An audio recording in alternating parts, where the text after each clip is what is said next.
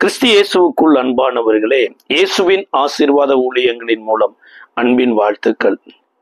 ஒரு தொடர் போதனையாக கற்கள் பேசுகிறது என்கின்ற தலைப்பின் கீழே அநேக காரியங்களை நாம் தியானித்து வந்தோம். அதுல இயேசு கிறிஸ்து இந்த கல்லின் மேல் என் சபையை கட்டுவேன், பாதாளத்தின் வாசல்கள் அதை மேற்கொள்ளுவது இல்லை என்று சொல்லி இயேசு கிறிஸ்துவை அறிகிற அறிவின் மூலமாக எழுப்பப்படுகிற சபையை குறித்து சொன்னார். அந்த சபைக்குள்ள இருக்கக்கூடிய 5 விதமான ஊழியங்களில மிகவும் முக்கியமாக அப்போஸ்தலர் ஊழியம் எனப்பட்ட ஒரு ஊழியம் இருக்கிறது. அதை குறித்து இந்த நாளிலும் கூட முக்கியமான ஒரு சில காரியங்களை தியானிக்க இருக்கிறோம்.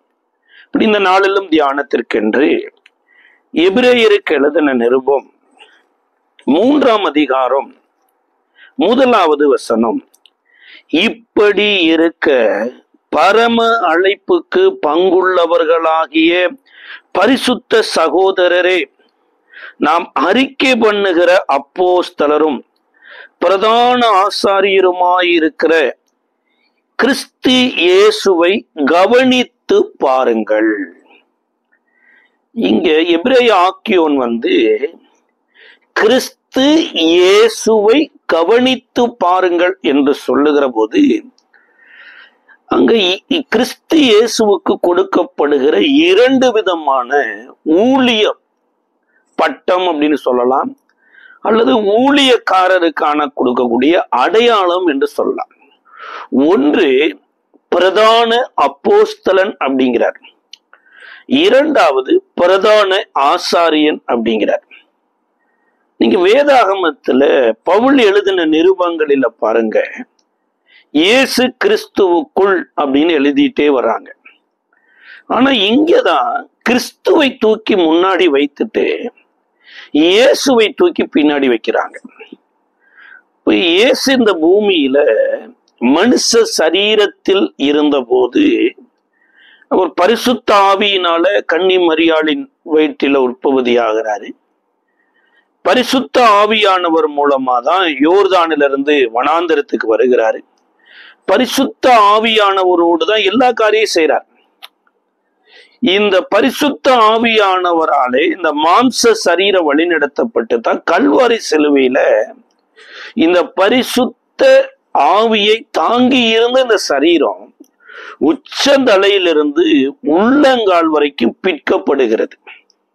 அவர் சிலுவையில ஜீவனை விடுகிற போது வேத பண்டிதர்கள் சொல்றாங்க, ஒருவேளை இயேசு அந்த சிலுவையை விட்டு உயிரோடே இறங்கி இருந்தா கூட அவர் எங்கும் நடக்க முடியாதபடிக்கு அவருடைய சரீரத்தில் இருக்கிற அவயங்கள் தலையிலிருந்து பாதம் வரைக்கும் 39 அடிகள் அடித்ததுல முழுவதும் உளவோட்டின நிலம் போல மாறிச்சாமா.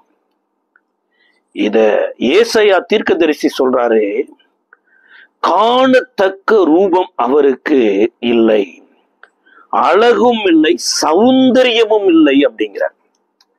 ஆனா அவருடைய அழகை குறித்து உன்னத பாட்டுல சொல்லப்பட்டிருக்குதுங்க. அவர் கன்னங்கள் எப்படி அழகு, அவருடைய தலைமுடி எப்படி அழகு, அவருடைய பாதங்கள் எப்படி அழகு, வெளிப்படுத்தின விசேஷத்திலேயே சொல்லப்பட்டிருக்கு. ஆனா இந்த கேடு அடைந்தது எதற்காக அப்படின்னா, வேதம் சொல்லுகிறது, நீங்களும் நானும் அவரை கவனிக்கிறது மாத்திரமல்ல, அவருடைய அடிசுவடுகளை பின்பற்றுவதற்காகத்தான். இப்ப இயேசு சிலுவையில ஜீவனை விட்டதுக்கு அப்புறம் அவருடைய சரீரத்தை அரிமந்தியா ஊரான் ஆகிய யோசேப்பு தனக்கு என்று வெட்டி வைக்கப்பட்ட கண்மலையில இருக்கக்கூடிய ஒரு குகையில தனக்குன்னு வைக்கப்பட்ட கல்லறையில உண்டை வைக்கிறார். இப்ப இயேசு மரித்து 3வது நாளாக வேதம் சொல்லுகிறது, அதிகாலையில சில பெண்கள் கல்லறைக்கு சில தூப வர்க்கங்களை எடுத்துக்கொண்டு வருகிற போது கல் புரட்டப்பட்டிருக்கிறது. இயேசு உயிரோடு எழுந்திருக்கிறார். இதை பவுல் ரோமருக்கு எழுதின நிருபத்துல 8ஆம் அதிகாரத்துல விதமா சொல்றாரு, கிறிஸ்துவை மரித்தோரிலிருந்து எழுப்பினவருடைய ஆவி சாவுக்கு எதுவான சரீரங்களை உயிர்ப்பிப்பார். அப்ப முதலாவது இயேசு இந்த மாம்ச சரீரத்துல இருந்த போது இயேசு கிறிஸ்துவா இருந்தாரு. இன்றைக்கு இந்த மாம்சத்துல ஒவ்வொரு மனிதனுடைய மீறுதல்கள், அக்கிரமங்கள், பாவங்கள் எல்லாவற்றையும் சுமந்து மரித்ததுக்கு அப்புறம் இப்பொழுது கிறிஸ்து இயேசுவாக மாற்றப்பட்டிருக்கிறார். அதாவது ஆவிக்குரிய சரீரமா இருந்தவர் இன்றைக்கு சரீரமே ஆவிக்குரியதாக மாறிடுச்சு. அதனாலதான் அதுல எழுதும்போது எழுதுறாரு, கிறிஸ்து இயேசுவை கவனித்து பாருங்கள் அப்படிங்கிறார். அப்ப கிறிஸ்து இயேசுவை கவனித்து பாருங்கள் என்கின்ற அந்த பதத்துல ஒரு பட்டம் அல்லது ஒரு பெயர் என்ன சொல்லப்படுதுன்னா, பிரதான ஆசாரியனாகிய இயேசு. அப்ப இயேசு எப்படி பிரதான ஆசாரியனா மாறினார்? ஆசாரியர் யாரு? ஆசாரியனுடைய முறைமை என்ன? ஆசாரியனுடைய வேலைகள் என்ன என்று சொல்லி லேவியராகமம் முழுசு சொல்லப்பட்டிருக்கிறது.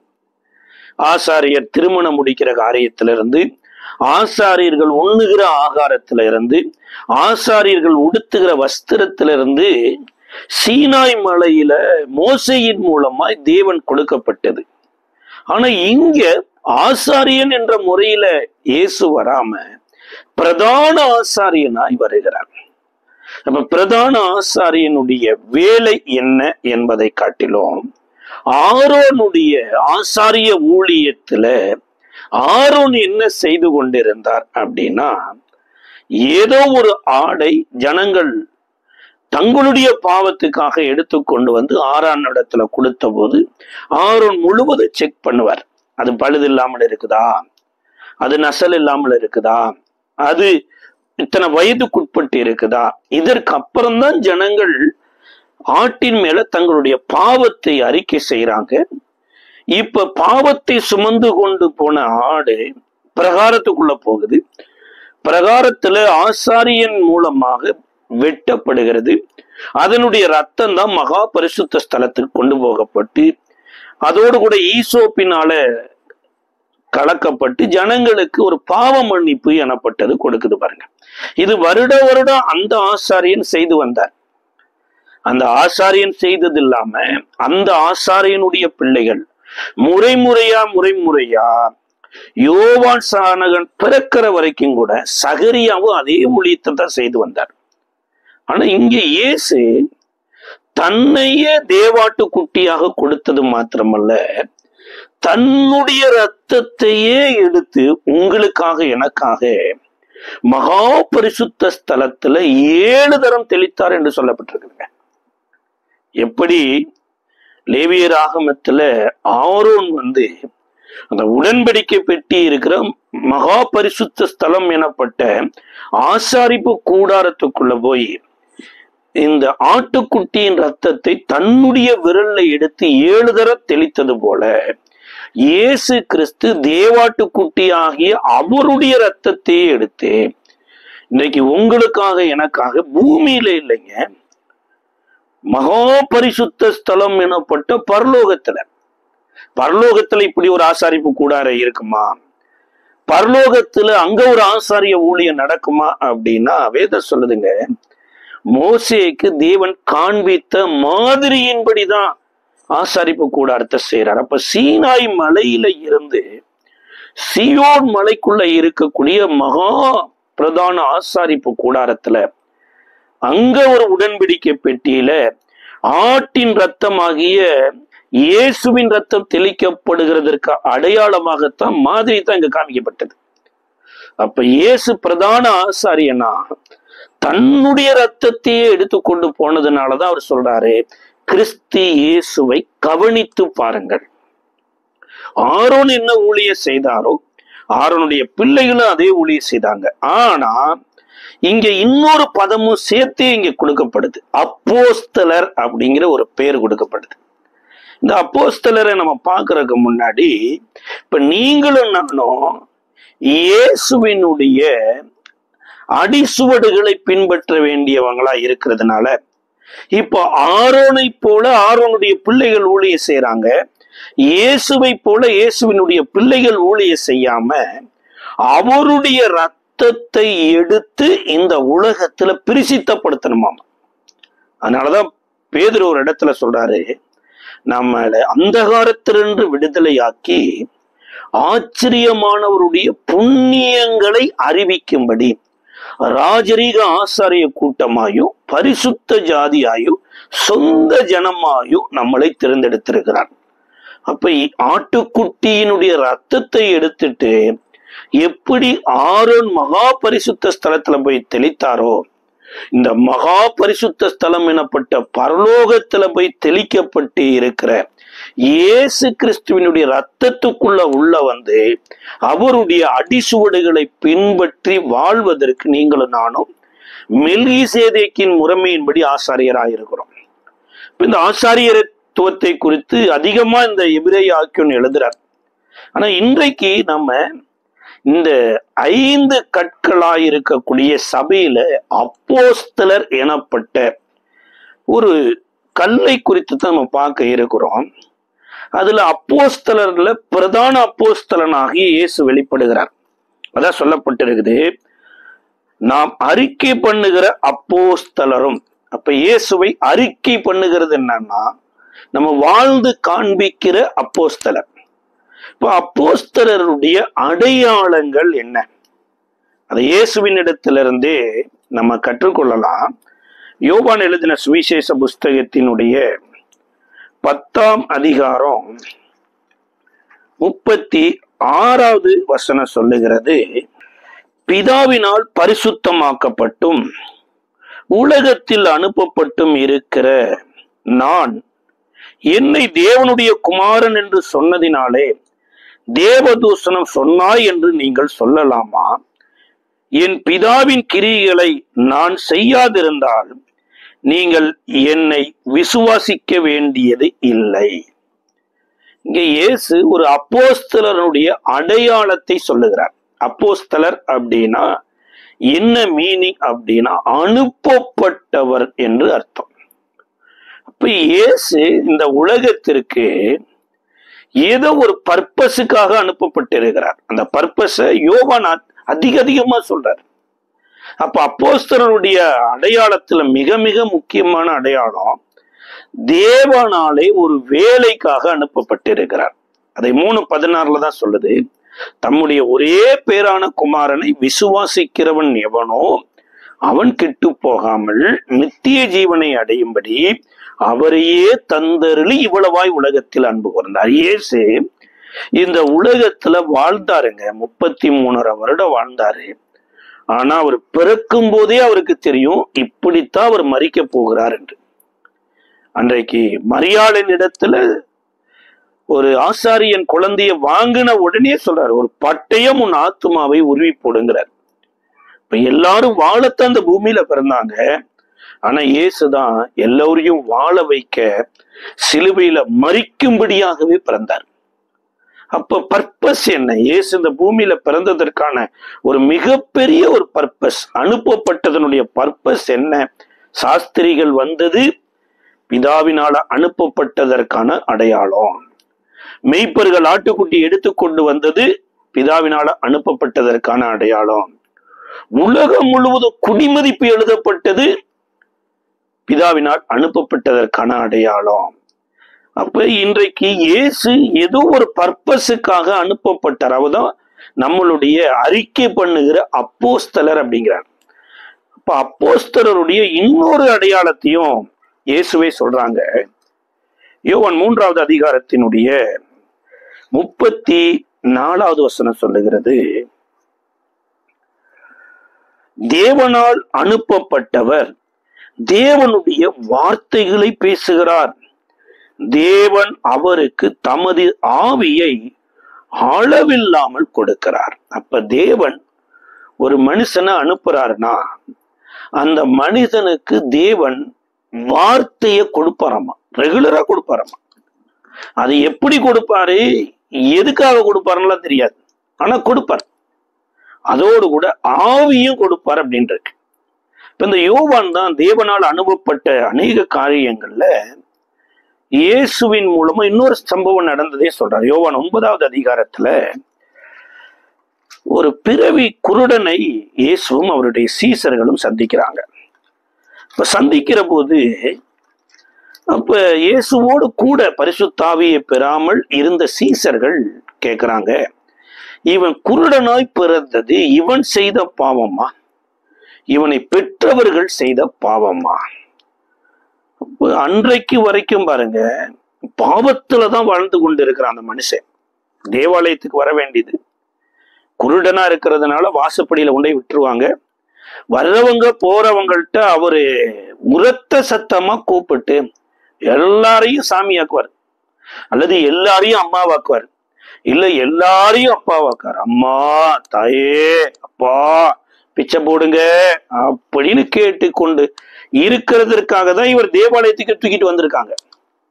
அப்ப அந்த தேவாலயத்துல இயேசு வர்ற வரைக்கும், அல்லது இவன் இயேசுவின் இடத்தில் வர்ற வரைக்கும், இவனுடைய பிறப்பு எதற்காக பிறந்தோம், தன்னுடைய பிறப்புல தேவன் என்ன செய்ய சித்த வைத்திருக்கிறார் என்பது தெரியல. இன்றைக்கும் எத்தனையோ பேர் பாருங்க தேவாலயத்துக்குள்ள வந்திருப்பாங்க, தேவனுடைய ஊழியக்காரர்களிடத்துல வந்திருப்பாங்க. ஏங்க, எருசலேமிலேயே பிறந்திருக்கலாங்க. இந்த குருட எருசலேம்ல தேவாலயத்துலதான் பிச்சை எடுத்துட்டே இருந்தான். ஆனா எதற்காக பிறந்தான் என்பதற்கான ஒரு பர்பஸ் எப்ப வெளிப்படுதுன்னா இயேசு வண்டையில் வரும்போதுதான். இப்ப கேட்ட போதுதான் இயேசு சொல்றாரு, இவன் குருடனாய் பிறந்தது இவன் செய்த பாவமும் அல்ல, இவனை பெற்றவர்கள் செய்த பாவமும் அல்ல, தேவனுடைய கிரியை வெளிப்படும்படியே இப்படி பிறந்தான். ஒருவேளை யூதனா பிறந்திருந்தா, ஐயோ என்ன புண்ணியம் பண்ணானோ தெரியல சார், இவன் யூதனா பிறந்துட்டான். அல்லது ஒரு ஆணா பிறந்துட்டானா, ஐயோ என்ன புண்ணியம் பண்ணானோ தெரியல, ஆணா பிறந்துட்டான். ஒரு பெண்ணா பிறந்துட்டா, அல்லது ஒரு தாழ்த்தப்பட்ட சமூகத்துல பிறந்துட்டா, என்ன பாவம் செஞ்சாங்களோ தெரியல, இந்த பிறவி பிறந்துட்டாங்க. எத்தனையோ பேர் இப்படி சொல்றத பார்க்கலாம் உலகத்துல. நீங்க யூதனா பிறந்திருக்கலாம், ஆணா பிறந்திருக்கலாம், பெண்ணா பிறந்திருக்கலாம். இயேசு வண்டையில வருகிற பொழுதுதான் நம்மளுடைய பிறப்புக்கான பர்பஸே வெளிப்படுங்க. இயேசு அந்த இடத்துக்கு வந்ததுக்கு அப்புறம் தான் இந்த வார்த்தையை வருது, இவன் தேவனுடைய கிரியை வெளிப்படும்படி பிறந்தான் என்று சொல்லிட்டு இயேசு அந்த மனிதனுக்காக ஒரு காரியத்தை செய்கிறார். அதுல 6வது வசனம், அவர் தரையிலே துப்பி உமிழ்நீரினாலே சேர் உண்டாக்கி அந்த சேற்றை குருடனுடைய கண்களில் பூசி நீ போய் சீலோவாம் குளத்தில் கழுவு என்றான். சீலோவாம் என்பதற்கு அனுப்பப்பட்டவன் என்று அர்த்தம். அப்படியே அவன் போய் கழுவி பார்வையடைந்தவனாய் திரும்பினான். அதாவது இந்த மனிதனை இப்படித்தான் பார்வையடைய பண்ணணும். பார்வை அடைந்ததுக்கு அப்புறம் அவன் ஊழியத்துல அல்லது அவனுடைய வாழ்க்கையில நடக்கிற காரியம் எதுவுமே அவங்க பெற்றோருடைய விருப்பப்படி நடக்காது, அவ விருப்பப்படியும் நடக்காது. தேவனே அனுப்புனபடினால தேவனுடைய சித்தம் நிறைவேறும்படி நடக்குமாமாங்க. ஒரு அப்போஸ்தலன் அனுப்பப்பட்டவன் என்ற அர்த்தம். இப்ப இந்த குருடனுடைய கண்களில சேருண்டாக்கி பூசினது யாருன்னா இயேசுதான். சேருண்டாக்கி பூசினது மாத்திரமல்ல, சீலோவாம்ல போய் கழுவுன்னு சொன்னது யாரு? இயேசுதான். அது மாத்திரமல்ல, அது ஓய்வு நாளா இருந்தது, அந்த நாளை சூஸ் பண்ணவரு இயேசுதான். இதுக்கு அப்புறம் நடக்க போகிற ஒவ்வொரு போராட்டமும் இவன் கழுவுறதுக்கு முன்னாடி தெரிஞ்சிருந்தனா கட்டாயம் வாழ்நாள் முழுவதும் நான் குருடனாவே இருந்துட்டு போறேன்னு இருந்திருப்பான். இதற்கு அப்புறம் பாருங்க, எங்கெங்கேயோ பார்த்து கொண்டிருந்த மக்கள் அனைவரும் இவன் பக்கமாய் திரும்பும்படியாய் தேவனே செய்யறாருங்க. சில நேரம் அப்போஸ்தலருடைய வாழ்க்கையில எப்ப எப்படி என்ன நடக்குன்னு சொல்ல முடியாது, அப்பேற்பட்ட காரியங்கள்லாம் நடக்கும். இவன் கழுவி முடிச்சதுக்கு அப்புறம் அநேகர் வந்து இவனை பார்க்கறாங்க. பார்த்துட்டு சிலர் சொல்றாங்க, இவன் எப்பொழுதும் பிச்சை எடுத்து கொண்டு இருந்தவன் தானே, எப்படி இன்றைக்கு பார்வை அடைஞ்ச? அதுவும் இன்றைக்கு பார்வை அடையலாமா? இது ஓய்வு நாள் சார். ஓய்வு நாள்ல விருத்த சேதனம் பண்ணலாமாமா? ஆண் குழந்தைகளுடைய சுண்ணத்து பண்ணலாம், அதுக்கு அவங்களுக்கு எக்ஸ்கியூஸ் இருக்குது. கண் பார்வை இல்லாதவன் கண் பார்வை அடைஞ்சிடக்கூடாது. ஓய்வு நாள்ல கை சூம்பின உடைய மனுஷன் கையை சரியா நீட்டிடக்கூடாது. கூனியா இருந்த ஒரு பெண்மணி ஓய்வு நாள்ல நிமிர்ந்துடக்கூடாது. ஓய்வு நாள்னா என்ன, எதற்காக தேவன் ஓய்வு நாள் ஏற்படுத்தினாரே என்று தெரியாமலேயே இன்றைக்கு ஓய்வு நாட்களை அனுசரிக்கணும், ஓய்வு நாட்களை அனுசரிக்கணும் என்று சொல்லி அநேகருடைய மனம் பாருங்க, இப்பிரபஞ்சத்தின் தேவன் அவர்களை குருடாக்கி வச்சிருக்கிறான். தேவன் ஓய்வு நாளை ஏற்படுத்தினார், இல்லைன்னு சொல்லல. ஆனால் 6 நாள் அவர் வேலை செஞ்சாருங்க. 7வது நாள் தான் அவர் ஓய்ந்திருந்தார். இயேசு அற்புதம் செய்த இந்த மனித இனத்துல பாருங்க, சூம்பின கையை உடைய மனுஷன் எப்படி வேலை செய்வான்? கூனியா இருக்கிற ஒரு பெண்மணி எப்படி வேலை செய்வான்? அது மாத்திரம் குருடனா இருக்கிறவன் எப்படி சார் வேலை செய்வான்?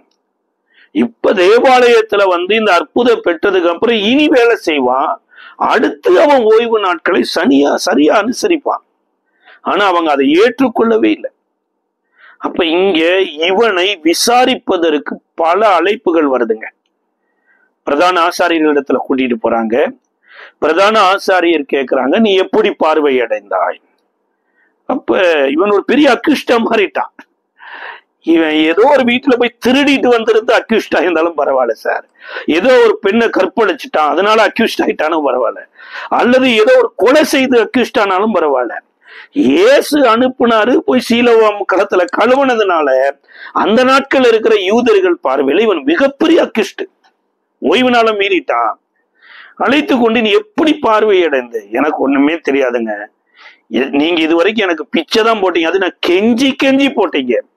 ஆனா இந்த இயேசுன்னு ஒருத்தர் வந்தாரு, கண்ணுல சேர் உண்டாக்கி பூசி சீலோவாம்ல கழுவுனாரு, கழுவினே நான் பார்வையடைந்தேன் அப்படிங்கிறார். இவங்க இயேசுவை குறித்து தப்பு தப்பா எதோ அவனுக்குள்ள கன்வெர்ட் பண்றாங்க. இன்னைக்கு இந்தியாவுல, தமிழ்நாட்டுல எத்தனையோ பேர் இயேசு கிறிஸ்துவை குறித்து என்னென்னமோ சொல்றாங்கங்க. அதாவது பணம் வாங்கிட்டு மதம் மாத்துறாங்க, பணத்துக்காக அநேகர் மதம் மாறிட்டாங்க. அது மாதிரி அங்கேயும் இந்த கண் பார்வை அடைந்தவனிடத்துல என்னென்னமோ சொல்லி பாக்குறாங்க. அவன் கீழ்ப்படியில கடைசி அவனை பெற்றோரை கூட்டிட்டு வர்றாங்க. இவன் உங்க மகன் தானா, குருடனாத்தான் பிறந்தானா, இன்னைக்கு இப்படி கண் பார்வை அடைஞ்சங்கிறானே. அவங்களை இந்த யூதர்களுக்கு பயந்ததுனால இவன் குருடனா பிறந்ததெல்லாம் உண்மை, ஆனா எப்படி பார்வை அடைந்தான்னு தெரியல அப்படின்ட்டாங்க. திரும்பவும் விசாரிக்கிறாங்க. 2ஆம் திசை அவனை விசாரித்து, நீ மறுபடியும் சொல்லு, நீ குருடனாய் பிறந்தது எப்படி அப்படி என்ற போது அதுக்கு அவன் சொல்றாரு, வேதம் சொல்லுது பாருங்க, 24 26 வரைக்கும் வாசிக்கிறோம். ஆதலால் அவர்கள் குருடனாய் இருந்த மனுஷனை 2ஆம் தரம் அழைத்து, நீ தேவனை மகிமைப்படுத்து, இந்த மனுஷன் பாவி என்று நாங்கள் அறிந்திருக்கிறோம் என்றார்கள். அவன் பிரதியுத்தரமாக, அவர் பாவி என்று எனக்கு தெரியாது, நான் குருடனாய் இருந்தேன், இப்பொழுது காண்கிறேன், இது ஒன்றுதான் எனக்கு தெரியும் என்றான். அவர்கள் மறுபடியும் அவனை நோக்கி, உனக்கு என்ன செய்தான், உன் கண்களை எப்படி திறந்தான் என்றார். அவன் பிரதியுத்தரமாக, முன்னமே உங்களுக்கு சொன்னேன், நீங்கள் கேளாமல் போனீர்கள், மறுபடியும் கேட்க வேண்டியதென்ன, அவருக்கு சீசராக உங்களுக்கு மனதுண்டா? இங்க ஒரு டிசைபிள்ஷிப் ட்ரைனிங் எடுக்கிறார் சார். இந்த பர்சன் எந்த பைபிள் காலேஜும் போயிருக்க மாட்டாரு, குருடன் படிக்கவே இல்லை, இன்றைக்கு சீசர்களை குறித்து பேசுறார். அது மாத்திரமல்ல, பாவிகளுக்கு தேவன் செவி கொடுப்பதில்லை என்று பேசுறார். அதோடு கூட உலக தோற்றம் முதற்கொண்டு இதுவரைக்கும் ஒரு மனிதன் குருடனுடைய கண்களை திறந்தான் என்று நம்ம கேள்விப்படல. இப்பொழுதே தெரியுது இல்லையா, அவர் தேவனாலே அனுப்பப்பட்ட அப்போஸ்தலர் அப்படிங்கிறார். அப்ப இயேசு அப்போஸ்தலரா வந்ததுனால அவர் அப்போஸ்தலர்களை ஏற்படுத்தினார். இந்த அப்போஸ்தலர்களுக்கு கண் திறக்கப்படும் பாருங்க. இப்பிரபஞ்சத்தின் தேவனுடைய வல்லமையினால மனக்கண் குருடாக்கி இருக்கிற யூதர்கள், ஆனா இப்பிரபஞ்சத்தின் தேவனுடைய அந்த வல்லமையெல்லாம் அழித்து இந்த குருடனுடைய சரீர கண்ணையும் திறந்து விட்டு ஆவிக்குரிய கண்ணையும் இயேசு திறந்து விட்டு இருக்கிறார். ஆனா அவங்க அதை ஏற்றுக்கொள்ளவே இல்லை. கடைசியா, நீ பாவத்திலேயே பிறந்து நீ எங்களுக்கு போதனை பண்ணுகிறாயா என்று அவனை தள்ளுறாங்க. இயேசு அவனை திரும்பவும் தேடி வந்து தேவாலயத்துல தன்னை வெளிப்படுத்தினார் என்று சொல்லப்பட்டிருக்கு. அப்ப அப்போஸ்தலருடைய அடையாளம் என்னன்னா, தேவன் தம்முடைய ஆவியை கொடுப்பாரு, தேவன் தம்முடைய வார்த்தையும் அளவில்லாமல் கொடுப்பார். கள்ள அப்போஸ்தலர்கள் இருக்கிறாங்க பாருங்க, கள்ள தீர்க்கதரிசிகள் இருக்கிறாங்க, கள்ள போதகர்கள் இருக்கிறாங்க, கிறிஸ்து இருக்கிற மாதிரி அந்தி கிறிஸ்துவும் இருக்கிறாங்க. கள்ள அப்போஸ்தலரை குறித்து பவுல் ஒரு அடையாளம் காண்பிக்கிறார். 2 கொரிந்தியரின் புஸ்தகம் 11ஆம் அதிகாரம் 13வது வசனத்துல சொல்லுகிறாரு, அப்படிப்பட்டவர்கள் கள்ள அப்போஸ்தலர்கள், கபடமுள்ள வேலையாட்கள், கிறிஸ்துவனுடைய அப்போஸ்தலரின் வேஷத்தை தரித்து கொண்டவர்களாய் இருக்கிறார்கள். ஒளியின் தூதனுடைய வஸ்திரத்தை தரித்து கொண்டிருந்தாங்களாமா. ஆட்டு தோலை தரித்து கொண்டிருந்த ஓநாய்கள்னு கூட சொல்றாரு. ஆனா இங்க ஒரு கூட்டத்தை பவுல் அறிமுகப்படுத்தும் போது எப்படி பண்றாருன்னா, கிறிஸ்துவனுடைய அப்போஸ்தலரின் வேஷத்தை தரித்து கொண்டிருக்கிறாங்க. அப்ப வேஷம் எனப்பட்டது எப்பேற்பட்டது, ஒரிஜினல் எப்பேற்பட்டதுங்கிறத இந்த அதிகாரத்திலேயே பவுல் கொஞ்சம் விளக்கி சொல்றார். 3வது வசனமும் 4வது வசனத்திலையும் அதை கொஞ்சம் காண்பிக்கிறாரு. சர்ப்பமானது தன்னுடைய தந்திரத்தினாலே ஏவாளை வஞ்சித்தது போல உங்கள் மனமும் கிறிஸ்துவை பற்றிய உண்மையினின்று விலகும்படி கெடுக்கப்படுமோ என்று பயந்திருக்கிறேன். எப்படி எனில் உங்களிடத்தில் வருகிறவன் நாங்கள் பிரசங்கியாத வேறொரு இயேசுவை பிரசங்கித்தானால், அல்லது நீங்கள் பெற்றிராத வேறொரு ஆவியை நீங்கள் கொள்ளாததையும் வேறொரு சுவிசேஷத்தையும் பெற்றீர்களானால் நன்றாய் சகித்திருப்பீர்களே. இங்க கள்ள அப்போஸ்தலர்கள் கொண்டு வரக்கூடிய 3 காரியத்தை சொல்றார். 1, வேறு ஒரு இயேசு. 2வது, வேறு ஒரு ஆவி. 3வது, வேறு ஒரு சுவிசேஷம். இப்ப வேறொரு இயேசு அப்படின்னா இவர் எந்த இயேசுவை பிரசங்கித்தாரு, இல்ல இந்த இயேசுவை நமக்குள்ள எதிர்பார்த்தார் அப்படின்னா சிலுவையில் அறையப்பட்ட இயேசுவை அன்றி வேறொன்றையும் குறித்து நான் மேன்மை பாராட்டாதிருப்பேன்கிறார். உங்களுக்குள்ளும் சிலுவையில் அறையப்பட்ட இயேசுவையே தேடுகிறேன்னு சொல்றார். இப்ப சிலுவையில இயேசு அறையப்பட்டதனுடைய பிரதான நோக்கமே என்ன? உலகத்துல பிசாசு எனப்பட்டது அந்த நாட்கள்ல இருந்துச்சு. உலகத்துல செய்வினை செய்கிறவர்கள் எனப்பட்டவங்க அந்த நாட்கள்ல இருந்தாங்க. நீ தந்திரம் மந்திரம் என்னென்னமோ இருந்ததுங்க. ஆனா இயேசு சிலுவையில் அறையப்பட்டதைத்தான் பவுல் என்ன பண்றாருன்னா போக்கஸ் பண்றார். அப்ப சிலுவையில இயேசு எதை காண்பித்தார்? அது ஒரு சபிக்கப்பட்ட மரம். அந்த சபிக்கப்பட்ட மரத்துல இயேசுவை அடிக்கிறாங்க.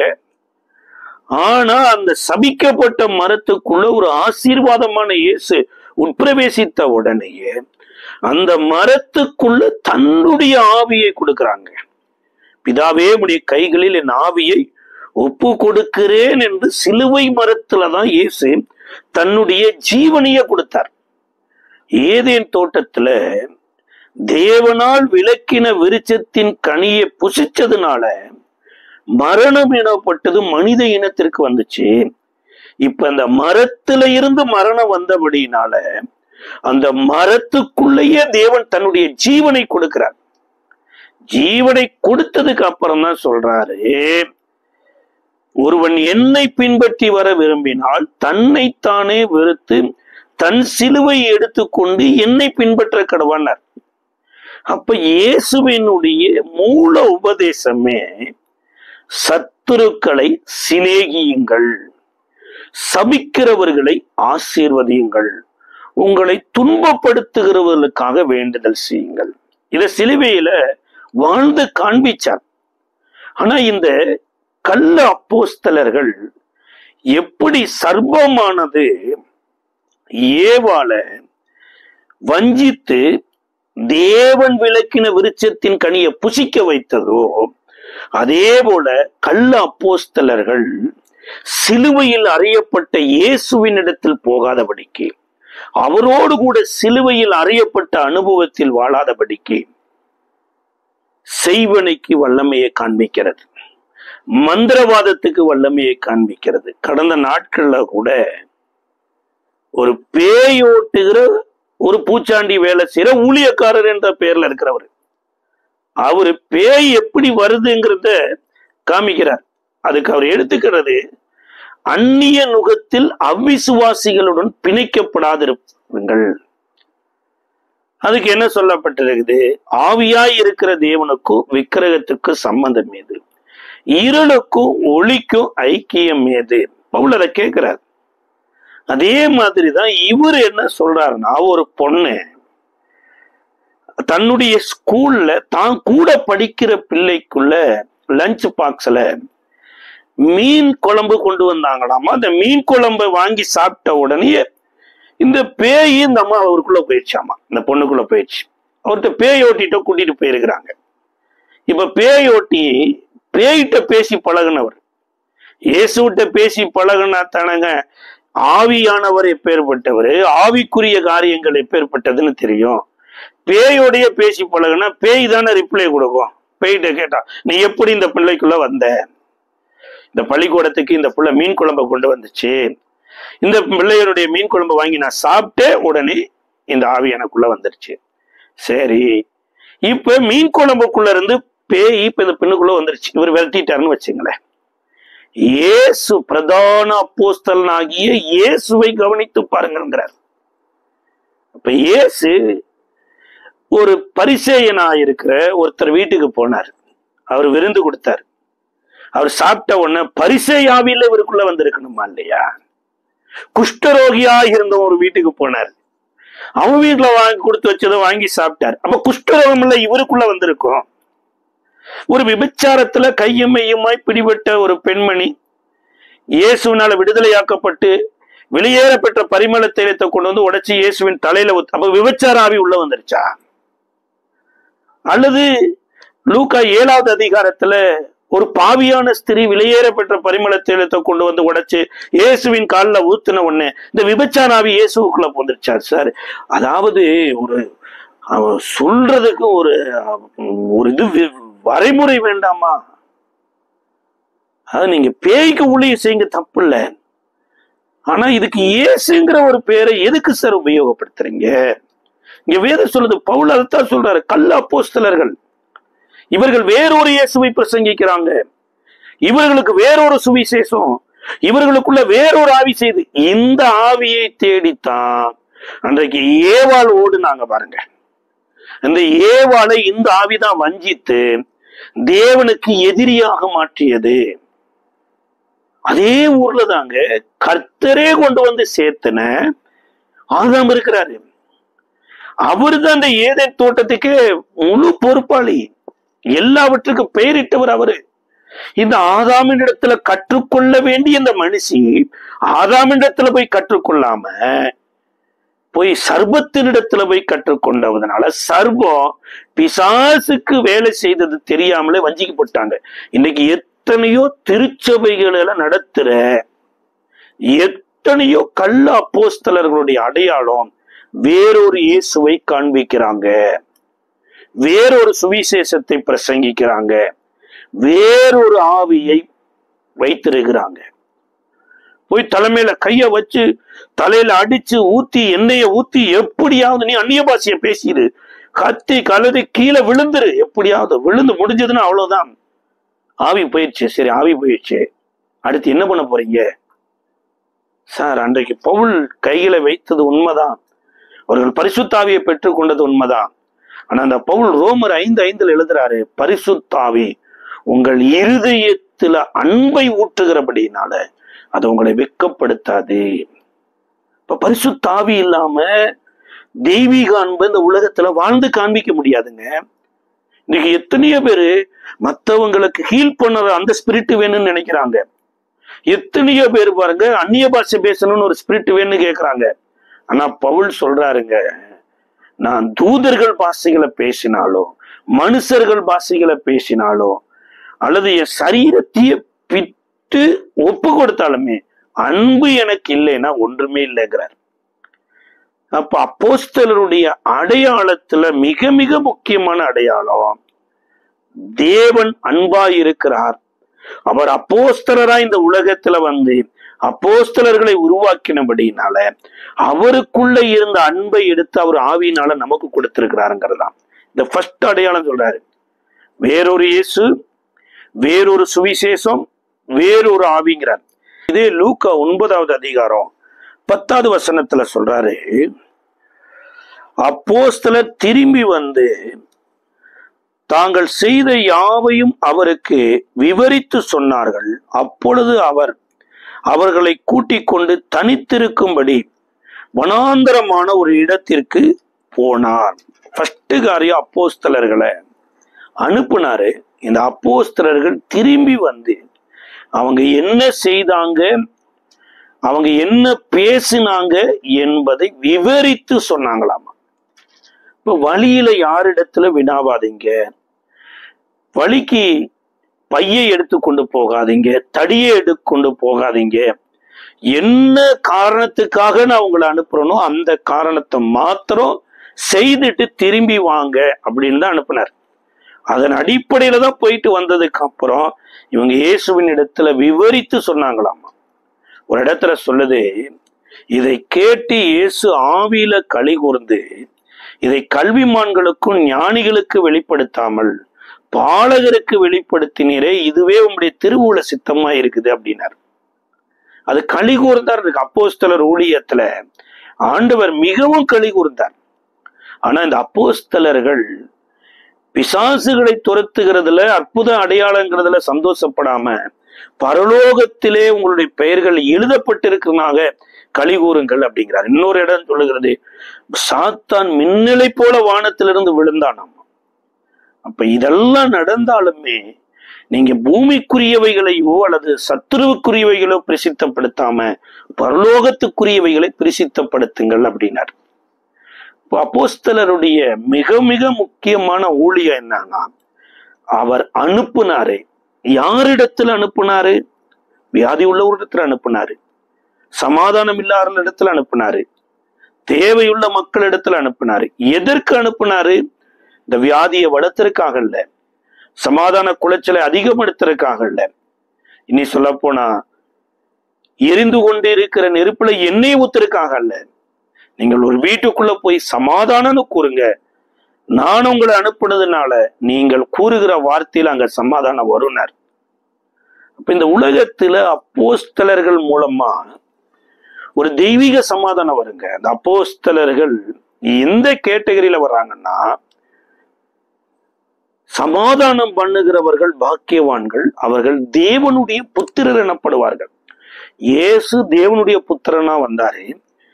தேவனுடைய புத்திரனா வந்து இந்த பூமியில பிறந்த போதுதான் உன்னதத்தில் இருக்கிற தேவனுக்கு மகிமையும் பூமியில சமாதானமும் மனுஷர் மத்தியில பிரியமும் உண்டானது அப்படின்னு சொல்லப்பட்டு பரமசேனையின் திரள் கூட்டம் துதித்தாங்க.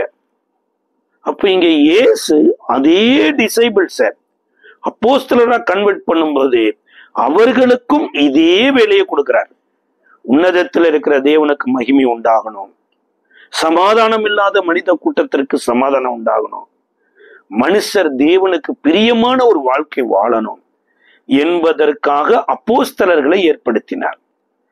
இவர் பவுல் கூட பாருங்க, அப்போஸ்தலருடைய ஊழியத்துல எது முக்கியமா அவருக்கு கொடுக்கப்பட்டது அப்படின்னு ரோமர் 1ஆம் அதிகாரத்தினுடைய 1வது வசனத்துல சொல்றாரு. ரோமருக்கு எழுதின நிருபம் 1ஆம் அதிகாரம் 1வது வசனத்துல ஒரு அப்போஸ்தலனுக்கு கர்த்தர் கொடுக்கக்கூடிய மிக முக்கியமான 3 காரியத்தை சொல்றாரு. 1, இயேசு கிறிஸ்துவின் ஊழியக்காரனும் அப்போஸ்தலனாகும்படி அழைக்கப்பட்டவனும் தேவனுடைய சுவிசேஷத்திற்கு பிரித்தெடுக்கப்பட்டவனுமாகிய பவுல்.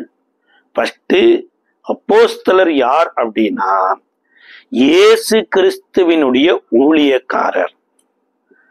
தேவதூதன் கூட மோசேயினுடைய சரீரத்தை எடுத்துக்கொண்டு வரும்படியாய் இந்த பூமிக்கு அனுப்பப்பட்டிருக்கிறாங்க. தேவனுடைய ஊழியக்காரர். மோசேயினுடைய சரீரத்தை எடுத்துக்கொண்டு போகிற போது சாத்தான் தேவதூதர்களோடு சண்டை போட்டானாமா. எப்படி நீ ஒரு மரித்த சரீரத்தை எடுத்துக்கொண்டு போலாம்? ஏன்னா மகா பரிசுத்த ஸ்தலத்துக்குள்ள போகிற ஆசாரியனே செத்த சரீரத்தை தொட்டா தீட்டு என்று தேவன் சொல்லி இருக்கிற போது நீ எப்படி இந்த மரித்து போன மோசேயினுடைய சரீரத்தை எடுத்துக்கொண்டு போகலாம் என்று கேட்டபோது அங்க வேதம் சொல்லுதுங்க, தேவதூதன் சாத்தானோடு கூட யுத்தம் பண்ணாம கர்த்தர் உன்னை கடிந்து கொள்வாராக, தேவன் சொன்ன வேலையை செய்வதுதான் எங்களுக்கு ஒரு கடமை. இந்த மோசே மரித்திருக்கிறாரா உயிரோடு இருக்கிறாரா எதுவுமே எங்களுக்கு தெரியாது. அவரை உயிரோட தூக்கிட்டு போனா உயிரோட தூக்கிட்டு வர்றதுதான், அல்லது மரித்து போயிட்டாரு மரித்த சரீரத்தை தூக்கிட்டு போனா மரித்த சரீரத்தை தூக்கிட்டு வர்றதுதான். நாங்கள் தேவனுடைய ஊழியத்தை செய்கிறோம் அப்படிங்கிறார். அப்ப அப்போஸ்தலனுடைய அடையாளம் என்னன்னா இயேசு கிறிஸ்துவனுடைய ஊழியம். அவர் என்ன சொல்றாரு, விட்டுரு அப்படின்னா விட்டுறணும் பாருங்க, மன்னிச்சிருன்னா மன்னிச்சிடணும், கொடுனா கொடுத்துடணும். இல்ல இதுல என்னுடைய ஆசையை உள்ள வச்சு, இன்னைக்கு மோசேயை குறித்து கர்த்தர் சொல்றாரு, என் தேவனுடைய வீட்டில் எங்கும் உண்மை உள்ளவன். அப்ப எங்கு உண்மை உள்ளவன என்ன? உன்னுடைய ஸ்தானத்துல யோசுவாவை அபிஷேகம் பண்ணுனா அப்படி அபிஷேகம் பண்ணிட்டார். அந்த நாட்கள்ல மோசேக்கு பிள்ளை இல்லாமல் இருந்ததா, 2 பசங்க இருக்கிறாங்க. ஆண்டவரேன்னு போய் கேட்கவே இல்லை. ஆண்டவரே தன்னுடைய ஸ்தானத்துக்கு இந்த லட்சோப லட்சம் சபைய விசுவாசிகளை நான் நடத்தி கொண்டு வந்திருக்கிறேன், அடுத்த பாஸ்டரா என் பிள்ளை ஏன் ஆண்டவரை செலக்ட் பண்ணக்கூடாது? கேட்கவே இல்லை. கர்த்தர் சொன்னதை அப்படியே செய்தாருங்க. ஆசாரிப்பு கூடாரத்தை செய்யறதா இருக்கலாம், ஆசாரிய ஊழியம் செய்யறதா இருக்கலாம், அதாவது அவருடைய ஸ்தானத்திற்கு அடுத்த ஊழியத்துக்கு வருவதற்கு தெரிந்து கொள்ளப்பட்ட ஆட்களா இருக்கலாம். தேவனுடைய ஊழியக்காரர்னா தேவன் என்ன சொன்னாரோ அப்படியே செய்கிறது தாங்க. இன்னைக்கு எத்தனையோ இந்தியாவினுடைய பெரிய அப்போஸ்தலர் என்று சொல்லப்படுகிற எத்தனையோ பேர் இடத்துல இந்த அப்போஸ்தலருடைய அடையாளங்கள் எடுக்கப்பட்டிருக்கு. அவர்கள் தெரிந்தெடுத்திருக்கிற ஆட்களா இருக்கலாம், அவர்கள் முன்னாடி வைத்திருக்கிற ஊழியமா இருக்கலாம். யோசுவாவை போல ஆட்களை தேர்ந்தெடுக்கலைன்னா இங்க வேதம் சொல்லுதுங்க, பவுல் சொல்றாரு, அவர்கள் இயேசு கிறிஸ்துவனுடைய ஊழியக்காரர் இல்லை. 2வது காரியம் சொல்றாரு, அப்போஸ்தலன் ஆகும்படி அழைக்கப்பட்டவன் அப்படிங்கிறார். இந்த ரோமருக்கு எழுதின இதே 7வது வசனம் 1வது அதிகாரம் 7வது வசனத்துல, தமது நாமத்து நிமித்தம் விசுவாசத்துக்கு கீழ்ப்படிய பண்ணும் பொருட்டு எங்களுக்கு கிருபையையும் அப்போஸ்தல ஊழியத்தையும் அருளி செய்திருக்கிறார். இந்த அப்போஸ்தல ஊழியத்திற்கு தானா வரல, கிருபையும் அப்போஸ்தல ஊழியத்தையும் தேவனே கொடுத்தாராமா. ஒருவேளை உலகத்துல யாரையோ அப்போஸ்தலர்னு சொல்லாங்க, ஆனா கர்த்தர் தான் கிருபையும் அப்போஸ்தலர் ஊழியத்தையும் கொடுத்திருக்கிறார். இந்த அப்போஸ்தலர் ஊழியத்தினுடைய பிரதான நோக்கத்தை இதே 1 கொரிந்தியரின் புஸ்தகத்தினுடைய 4ஆம் அதிகாரம் 9வது வசனத்துல பவுல் எழுதுறாரு, எங்களுக்கு தோன்றுகிறபடி தேவன் அப்போஸ்தலராகிய எங்களை மரணத்துக்குட்பட்டவர்கள் போல கடைசியானவர்களாய் காணப்பட பண்ணினார். நாங்கள் உலகத்திற்கும் தூதருக்கும் மனுஷருக்கும் வேடிக்கையானோம். யாராருக்கெல்லாம் வேடிக்கையா இருந்திருக்கிறாங்க பாருங்க. தேவதூதர்களுக்கு வேடிக்கை, உலகத்திற்கு வேடிக்கை, மனுஷர்களுக்கு வேடிக்கை. வேடிக்கை அப்படின்னா என்ன அப்படின்னா, இந்த பவுலை எவ்வளவு அவமானப்படுத்த முடியுமோ அவ்வளவு அவமானப்படுத்தினாங்க. ஆனா பவுல் அவமானப்படுத்தினவங்களை ஒரு இடத்துல கூட அவமானப்படுத்தலைங்க. அதோடு கூட இவரை எத்தனையோ இடத்துல அடிகள், அவரே சாட்சி சொல்றாரு, பசியா இருந்தேன், பட்டினியா இருந்தேன், நிர்வாணமா இருந்தேன், சொந்த ஜனங்களால் வந்த மோசங்கள், அந்நிய ஜனங்களால் வந்த மோசங்கள், உபவாசம், கண்விழிப்பு, இதுல எதுவுமே கிறிஸ்துவின் அன்பை விட்டு என்னை பிரிக்கவில்லைங்கிறார். இன்றைக்கு தன்னை குறித்து ஏதாவது ஒரு மனுஷன் தப்பா பேசிட்டாலே இன்னைக்கு அப்போஸ்தலர்னு பட்டத்துல இருக்கிறவங்க கமெண்ட் ரிப்ளை என்னென்னமோ கொடுக்குறாங்க சார். இங்க சொல்றாரு பாருங்களேன், நாங்க வேடிக்கையாக்கப்படுகிறோம். அப்போஸ்தலர் ஊழியத்தை செய்த பவுல் சொல்றார், இன்றைக்கு நீங்களும் நானும் இந்த அப்போஸ்தலருடைய அடிசுவடுகளை பின்பற்றுவதற்கு அழைக்கப்பட்டிருக்கிறோம். இப்போ ஒரு சபையில 5 விதமான ஊழியங்கள்ல பிரதானமான ஊழியம் இந்த அப்போஸ்தலர் ஊழியம் தான். இந்த அப்போஸ்தலர் ஊழியம் தான் ஒரு வேலை இன்றைக்கு பெருவிரல் மாதிரி. அந்த நாட்கள்ல கையெழுத்து போட தெரியல அப்படின்னா மையை எடுத்து வைத்து ரேக வைப்பதற்கு இந்த விரலை தான் யூஸ் பண்ணுவாங்க. இந்த விரல் எல்லா விரலையும் டச் பண்ணலாம். இந்த விரலுக்கு அப்பேற்பட்ட பவர் இருக்கு. அப்ப ஒரு அப்போஸ்தலர் என்று அழைக்கப்படுகிறது தேவனாலே தான் அழைக்கப்பட முடியும். பாருங்க, தேவனால் அழைக்கப்பட்டிருக்கணும், தேவனால் அனுப்பப்பட்டிருக்கணும், தேவனை வாழ்ந்து காண்பிக்கணும். பாருங்க, அதனாலதான் எபிரேயருக்கு எழுதின நிருபம் 3ஆம் அதிகாரம் 1வது வசனத்துல சொல்லப்பட்டிருக்குது, அப்போஸ்தலராயிருக்கிற கிறிஸ்து இயேசுவை கவனித்து பாருங்கள். இந்த நாள்ல கூட நீங்களும் நானும் இயேசுவை சிலுவையில் அறியப்பட்டவரா நம்ம கவனிச்சிருப்போம், அற்புதம் அடையாளம் செய்தவரா கவனிச்சிருப்போம். ஆனா எபிரேய ஆக்கியோன் எழுதும்போது எழுதுறாரு, அப்போஸ்தலராய் கவனித்து பாருங்கள். அவர் பூமிக்கு அனுப்பப்பட்டாரு.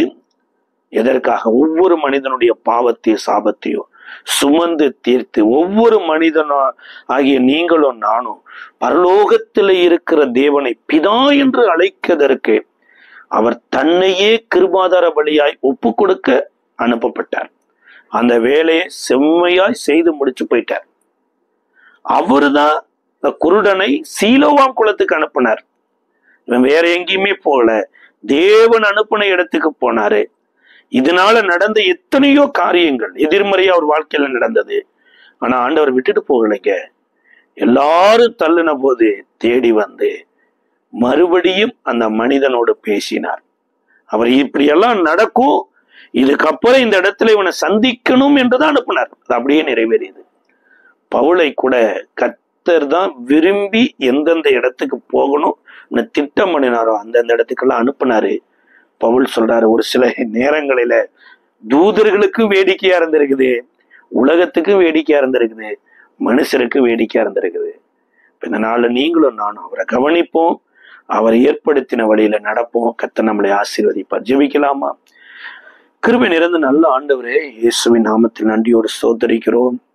சிலுவையில் அறியப்பட்ட இயேசுவை நோக்கி பார்க்கக்கூடிய கண்களை தாரும். சிலுவையில நாங்களும் அவரோடு கூட அறையப்பட்ட ஒரு வாழ்க்கை வாழ உதவி செய்யும். பரலோகத்தில் இருக்கிற தேவனாலே எங்களுக்கு கொடுக்கப்பட்டிருக்கிற இந்த பணியை தேவன் மனமகிழ்ச்சி படும்படியாய் சுத்த இருதயத்தோடு செய்து வர எங்களுக்கு கிருபை பாராட்டும். இயேசுவின் நாமத்தில் ஜெபிக்கிறோம் நல்ல பிதாவே.